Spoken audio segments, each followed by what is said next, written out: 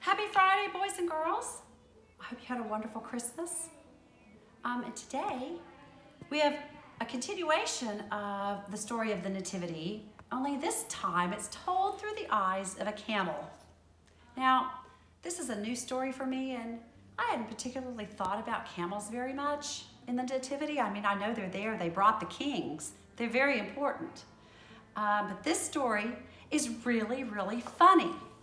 It's called Humphrey's First Christmas by Carol Hayer. And I guess I didn't think about it, but camels have blankets. Maybe some of you have a blanket, a special blanket that you love. Well, Humphrey had one that he loved too. It was kind of a carpet type of blanket that kept his back warm in the winter. Well, Humphrey loses his blanket on the way to see the baby Jesus. It's a great story of Humphrey and his blanket and his trip to see the Holy Family. So I'm back here with my creche, and I thought I would bring the kings today. 1, 2, 3, and a camel, and this camel's new name will be Humphrey. So now our creche is complete with the Holy Family, some shepherds and sheep, some animals, the 3 kings and the camel. I hope you enjoy the story.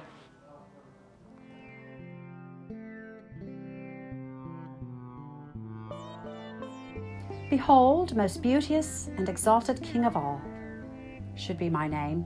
Instead, they call me Humphrey. This I could bear if the worst thing of all had not happened. My dearest possession, my glorious carpet blanket, had been lost along the trail, and now I am never warm and I suffer terribly. That is why I have set into motion a plan to replace my greatest of all treasures. I carefully nudge my nose inside the caravan master's tent. This is followed closely by a chattering of teeth, thereby letting the master know that I am the most enormously cold. Success! He has not pushed me out, and I remain hopeful that a new blanket will soon be mine. 3 rich caravans have joined us, and there's been talk of kings, yet these kings bring me no joy, for they have tied 3 huge chests to my bare back, and they are so heavy, and I am sure each must be filled with rocks. The other camels are wearing their finest blankets. They are all comfortable and warm. Not one of them thinks about me, their cousin, in pain and misery because of the loss of my most precious carpet blanket. I cry out in sorrow. I weep. Today, I continue my plan to regain my treasured blanket. I add loud sniffling to the chattering of teeth and squeeze my entire body inside my master's tent.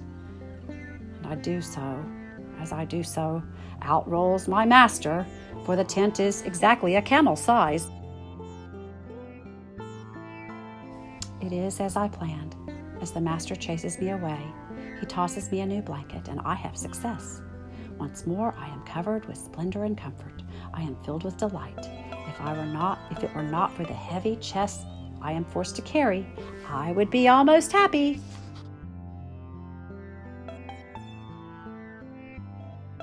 We have followed one star for many long nights. Now our caravan enters the town of Bethlehem. Its streets and inns are crowded with travelers. My master gives no thought to my tired feet and rumbling belly, and I am forced to move on. At last, we reach the end of our journey, but I am confused. There is no great palace, no rich oasis, no palms heavy with fruit. I only see a lowly stable with a family inside. The 3 kings rejoice and rush forward to bow before the young woman who cradles a baby. Finally, the chests are taken from my back and placed before this tiny child. As each box is opened, I see no stones, only gold, frankincense, and myrrh. In this land I have walked past many children, but never before have I felt the need to walk toward one. Now I kneel before this baby, shivering in a manger. Why watching him gladdens me more than sweet water, fresh hay, or even my wondrous new blanket. I look into the baby's eyes and I am overwhelmed by love. I pull the treasure from my back and lay it, my gift, carefully upon this child. He smiles, and my nose and my whiskers tingle with joy. I am happy to my toes, and even without my blanket, I feel warm.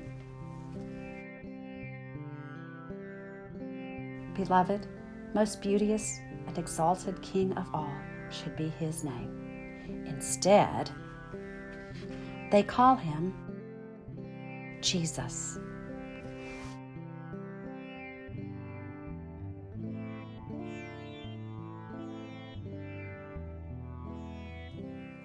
What a great story. Look at this picture, you guys. Oh, I just love the picture of Humphrey and his funny teeth, and I think camels have huge tongues. It's the best picture. It's so cute. I didn't know camels could be so cute. Well, it really, in our liturgical time, it's not quite time for the kings yet, but it's almost time. And it's so much fun, I think, to add them to the creche. And the creche is just so beautiful with the light in the back. I hope you've enjoyed our stories and a little peek at the creche. We'll see you next week.